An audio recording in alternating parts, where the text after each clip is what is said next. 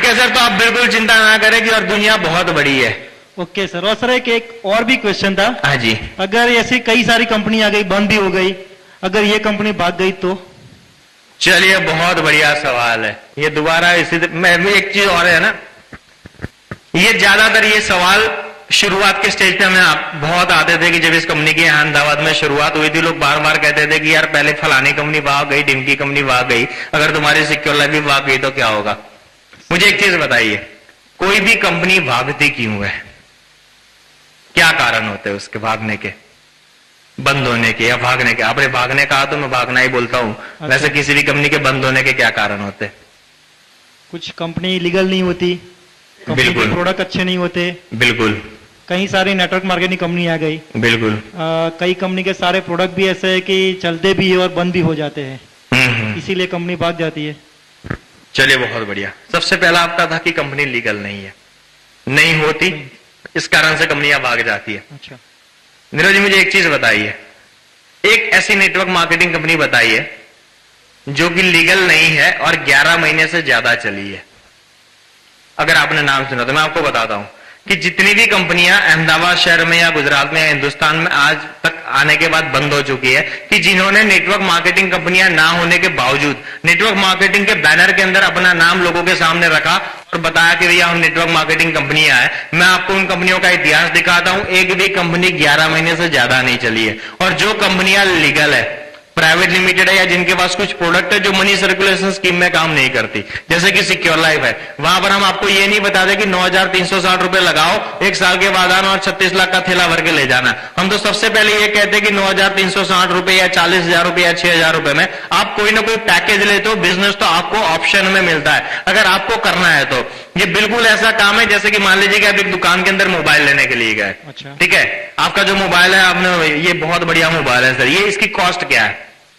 I think 12,000 के आसपास होगा। 12,000 के आसपास का ये मोबाइल है। आप भी 12,000 रुपए देकर के ये मोबाइल लेकर के आ रहे हैं। ठीक है, जिस समय आप दुकान से बाहर निकल रहे थे, मुझे एक चीज बताइए, आपने वो पैसा वहां पर इन्वेस्ट किया है कि आपने कुछ शॉपिंग की है? कुछ शॉपिंग की मैंने। शॉपिंग किया आपने। अगर आप शॉपिंग करने के बाद 12,000 रुपए की पेमेंट करके मोबाइल लेकर के निकल रहे हैं और दुकान का मालिक आपको ये कहता है कि नीरज जी, आपके कहने से आपके सर्कल के जितने भी लोग मेरे वहां से मोबाइल ले जाएंगे तो मैं पर मोबाइल 200 रुपए आपको दूंगा, ये फायदे वाली बात है कि घाटे वाली? फायदे वाली है। अगर कुछ होगा तो फायदा ही होगा। लेकिन मान लीजिए कि आप किसी को भेजते नहीं, आपको 200 रुपए मिलते नहीं, तो आपका घाटा क्या है?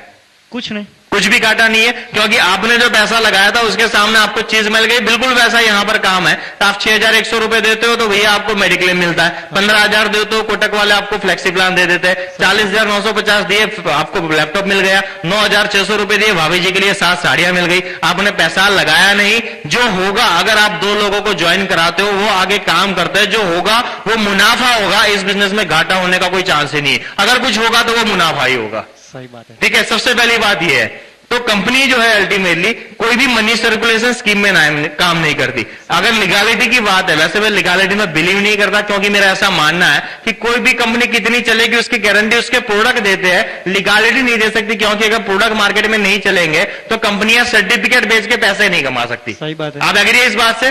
तो सिंपल से, अगर फिर भी अगर आपको लीगलिटी में इंटरेस्ट है तो मैं आपको बिल्कुल बताना चाहूंगा कि हमारे पास, इस कंपनी के पास, सिक्योर लाइफ के पास, सर्वोच्च अदालत के सर्वोच्च न्यायाधीश मिस्टर A.S. आनंद, एक रिटायर्ड चीफ जस्टिस है, उनका एक लीगल ओपिनियन है इस कंपनी के बारे में। ये कंपनी जो है किसी भी मनी सर्कुलेशन या चिटफंड में काम नहीं करती। ये प्योर नेटवर्क मार्केटिंग कंपनी है जो बाइनरी कंसेप्ट पे चलती है। जो पैसा देती है वो रेफरल कमीशन होता है। रेफरल कमीशन का मतलब ये है कि किसी चीज को मैंने खरीदा, मुझे अच्छी लगी, मैंने किसी को दुकान दिखाई, वो खरीद के आया और कमीशन मुझे मिला, इसे कहा जाता है रेफरल कमीशन। तो ये कंपनी बिल्कुल इस तरीके से काम करती है।